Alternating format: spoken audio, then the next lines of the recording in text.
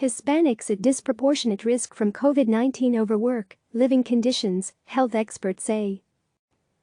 The Hispanic community has been disproportionately hurt by the coronavirus pandemic due to their jobs as essential workers and multigenerational living conditions, according to a panel of health experts at Duke University. We're talking about people who, during this pandemic, have been essential in working in meatpacking plants and manufacturing. They have been involved in cleaning, maintenance, construction jobs, Dr. Viviana Martinez-Bianchi, a primary care doctor and associate professor in family medicine and community health at Duke, said during the discussion Wednesday. While the rest of the country did quarantine or was able to stay home to flatten that curve, the Latinx community continued to go to work, Martinez-Bianchi said. So what we're seeing is now all these people who have been essential workers, who worked without even the masking and the protection that was legally required during the time of their jobs, are now becoming infected by the virus. Rosa Gonzalez-Guarda, an associate professor at the Duke University School of Nursing, agreed that Hispanics are getting infected at disproportionate rates by simply going to work. COVID-19 infections have outsized impact. The U.S. Centers for Disease Control and Prevention's National Center for Health Statistics is reporting almost 17% of COVID-19 deaths are among the Latino population. It's not out of proportion on the surface, because Latino people make up just over 18% of the U.S. population. However, data collection on race and ethnicity has been lacking since the beginning of the pandemic, and the CDC's numbers are based on death certificates. The reporting can be delayed up to 8 weeks, which means it's not a fully accurate statistic at any given moment. North Carolina, where Duke is located, is seeing a spike in COVID-19 cases recently.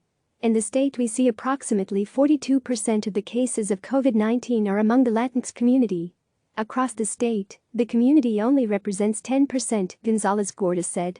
In the Durham area, for example, Hispanics represent about 10% of the population, but accounted for 70% of positive COVID-19 cases in the past month, Gonzalez-Guarda said. A key driver here is really the exposure that's innate in the kinds of work, the essential work, that the Latinx community does, and so we're also seeing disparities that are a result of the nature of that work. The state is one of many that does not have a specific breakdown in coronavirus infections and deaths by race. But we do have qualitative data, Martinez-Bianchi said. She said surveys from assisted care units at the Duke Regional Medical Center and Duke University show a disproportionate number of patients with COVID-19. They have never really seen so many people in the intensive care units who spoke Spanish, she said. Choosing between working or staying home also leading to the high number of infections in Hispanic communities, multigenerational homes.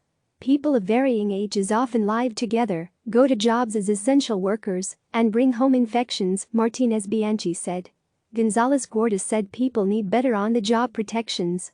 This means not only providing mask and social distancing measures in the workplace, but also putting pressure on business owners to provide paid sick leave to workers so that people don't have to make the decision between going to work while they're sick and potentially infecting others, or paying rent or providing food at home, she said. Another problem is access to testing, the panelist said. Barriers to testing include financial issues and access to insurance. We need more investment of resources and attention from leaders in government and healthcare institutions and business owners, Gonzalez-Guarda said. When it comes to containing the spread of COVID-19 within the Hispanic community, experts believe it will be a difficult challenge.